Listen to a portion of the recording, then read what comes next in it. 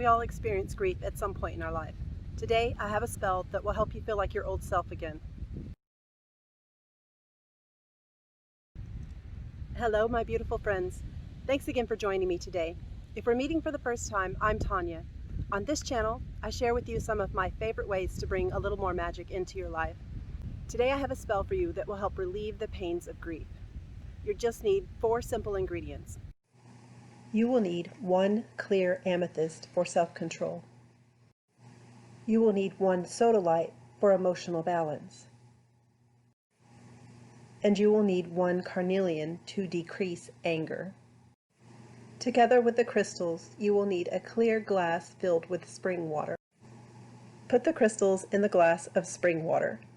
Visualize purple, blue-white, and reddish light, respectively, emanating from the stones and filling the water. Take the glass in hand, saying, "The purple ray to bring balance, the blue-white ray to protect and bring peace, the red ray so anger can cease." Drink the water and carry the stones with you until you start feeling like your old self again. Then you can dispose of the crystals or cleanse them and use them again later. I hope this spell brings you comfort. Remember, the hardest part is getting started.